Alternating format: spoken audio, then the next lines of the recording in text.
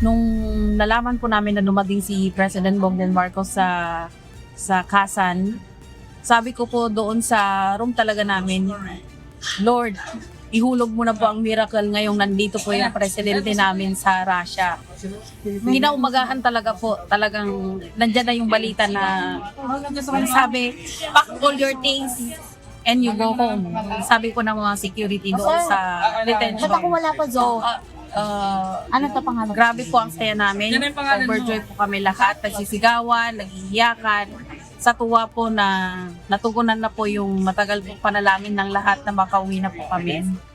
Hindi inaasahan ng mga Pilipinong nakadetine sa Irkutsk, Russia na agad silang makakauwi ng Pilipinas matapos ang 9 na buwan na pagkakadetine doon.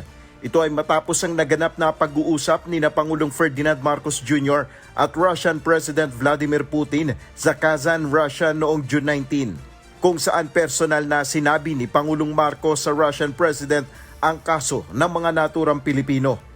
Kaya sila napalabas na bigla-bigla. Ito yung request ng Pangulong Marcos na nagpunta siya, nandun siya sa Kazan, which is south of the Russian Federation. Lahat sila babae. I think 2 lalaki lang sa 24.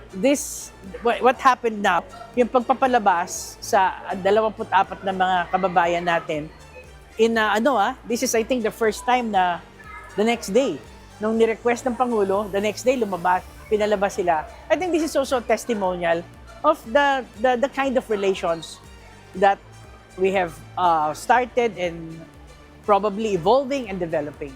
Dumating sila sa Pilipinas ng 2 batch. Ang unang 6 na Pilipino na dumating ay winelcome ni Department of Foreign Affairs Secretary Maria Teresa Lazaro. At ang huling grupo ng 18 Pilipino ay sinalubong naman ni Department of Migrant Workers Secretary Hans Leo Kakdak. Ayon kay Secretary Kakdak, ipinag-utos na ni Pangulong Marcos na tulungan ang mga nakauwing Pilipino mula sa kanilang pag-uwi sa kanilang probinsya hanggang sa matulungan sila sa kanilang paghahanap buhay.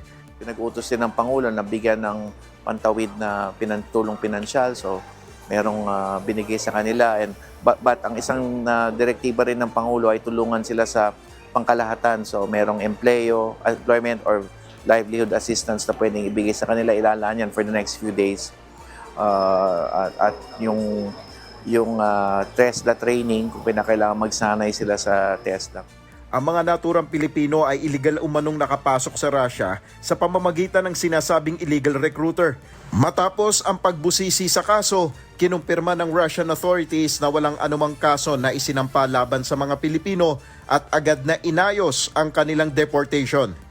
Nel Maribuhok, humahataw sa balita ngayon.